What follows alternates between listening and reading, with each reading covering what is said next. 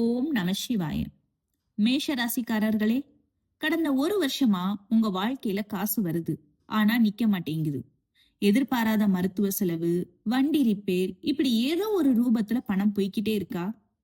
எவ்வளவுதான் சம்பாதிச்சாலும் ஒண்ணுமே மிஞ்சலையே அப்படிங்கிற ஒரு விரக்தியில இருக்கீங்களா? மன அழுத்தம், சரியான தூக்கம் இல்லாம கஷ்டப்படுறீங்களா? உங்க கஷ்டத்துக்கு காரணம் உங்க ராசிக்கு 12ஆம் இடத்துல இருக்கிற சனி பகவான் தான். இததான் நாம விரய சனி அப்படின்னு சொல்றோம். கவலைப்படாதீங்க. ஏன்னா இந்த பங்குனி மாதம் உங்க வாழ்க்கையில ஒரு பெரிய மாற்றத்தோட ஆரம்பமா இருக்க போகுது. பொதுவாவே மேஷ ராசி அப்படின்னாலே அது அக்னி தத்துவ ராசி. இதோட அதிபதி வீரத்துக்குரிய செவ்வாய் பகவான்.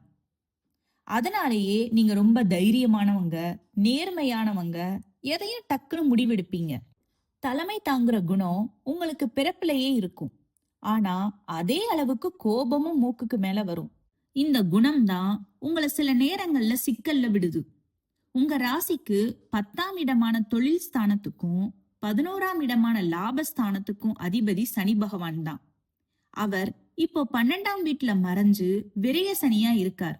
இதனாலதான் கடந்த காலத்துல அதிக செலவு, தூக்கம் இல்லாதது, சேமிப்பு கரைறதுன்னு பல பிரச்சனைகளை சந்திச்சீங்க. ஆனா இப்ப ஒரு விசேஷமான விஷயம் நடக்க போகுது. ஏப்ரல் 13 வரைக்கும் சனி பகவான் அஸ்தமனமாகி இருக்கார். இதனால சனியோட அந்த கடுமையான தாக்கம் இப்போ குறைய போகுது. தேவையில்லாத செலவுகள் குறையும்.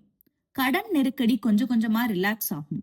மன அழுத்தம் குறைஞ்சு நிம்மதியான தூக்கம் வரும். சுப கிரகமான குரு பகவான் இப்போ உங்க ராசிக்கு 3ஆம் இடத்துல இருக்கார். 3வது இடம்னா முயற்சி. நீங்க எடுக்கிற சொந்த முயற்சி இப்போ அதிர்ஷ்டமா மாறும். வெளிநாட்டு பயணம், எழுத்துத்துறை, தகவல் தொடர்பு துறையில இருக்கிறவங்களுக்கு சூப்பரான பலன் கிடைக்கும். குருவோட 7ஆம் இடத்து பார்வையினால திருமண தடைகள் நீங்கும். கணவன் மனைவிக்குள்ள ஒற்றுமை கூடும். 9ஆம் இடத்து பார்வையினால உங்க பழைய அதிர்ஷ்டம் இப்போ திரும்ப வேலை செய்ய ஆரம்பிக்கும்.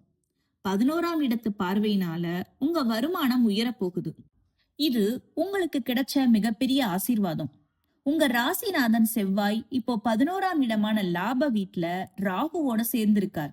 இதனால ஒரு பக்கம் திடீர் பணவரவு, எதிர்பார்க்காத போனஸ், கமிஷன் தொகை வந்து சேரும். சோசியல் மீடியா இல்லனா ஆன்லைன் மூலமா தொழில் பண்றவங்களுக்கு பெரிய லாபம் காத்திருக்கு. ஆனா ஒரு சின்ன எச்சரிக்கை. செவ்வாயும் ராகுவும் சேர்றதால சின்ன சின்ன விபத்துகள் ஏற்பட வாய்ப்பு இருக்கு. வண்டி ஓட்டும் போது கவனம் தேவை. அதே மாதிரி ரொம்ப எந்த தப்பான முடிவு எடுத்துடாதீங்க. மார்ச் 26 வரை சுக்கிரன் உச்சமா இருக்கார். இதனால ஆடம்பர செலவுகள் வரும். வாழ்க்கை துணையோட சேர்ந்து வெளியூர் பயணம் போக வாய்ப்பு இருக்கு. மார்ச் 26க்கு அப்புறம் சுக்கிரன் உங்க ராசிக்கே வர்றதால உங்க முகம் பொலிவாகும். மத்தவங்களை ஈர்க்கிற சக்தி உங்களுக்கு கிடைக்கும். புதன் பகவான் ஏப்ரல் 11 வரை லாப வீட்டுல இருக்கார். அதனால பேச்சால லாபம் வரும். ஆனா ஏப்ரல் 11க்கு அப்புறம் பேப்பர்ல கையெழுத்து போடும் போதும் மத்தவங்க கிட்ட பேசும் போதும் ரொம்ப கவனமா இருக்கணும். தேவையில்லாத ஆர்குமெண்ட்டை அவாய்ட் பண்ணுங்க. மேஷ ராசிக்காரர்களே, சுருக்கமா சொல்லணும்னா கடந்த காலம் உங்களுக்கு நிறைய பாடங்களை கத்து கொடுத்திருக்கும். ஆனா இந்த பங்குனி மாதம் வருமான உயர்வுக்கும் மன நிம்மதிக்கும் வழிவகுக்கும். உங்க கைக்கு வர்ற பணப்புழக்கத்தை நீங்களே நேர்ல பாப்பீங்க.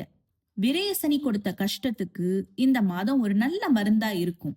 மேஷ ராசியோட அதிபதி செவ்வாய் பகவான். இவருக்குரிய தெய்வம் முருகப்பெருமான். உங்களுடைய வீரத்துக்கும் வெற்றிக்கும் முருகனோட அருள் அவசியம் தேவை. செவ்வாய்க்கிழமைகள்ல முருகப்பெருமான வழிபட்டு ஒரு தீபம் ஏற்றுங்க. இல்லைன்னா சிவப்பு மலர்களை அர்ப்பணம் பண்ணுங்க. இது உங்க கோபத்தை குறைச்சு காரிய வெற்றியை தரும். இந்த தகவலை உங்க மேஷராசி நண்பர்களுக்கும் ஷேர் பண்ணுங்க. மறக்காம நம்ம சேனலை சப்ஸ்கிரைப் பண்ணுங்க. ஓம் நம சிவாய.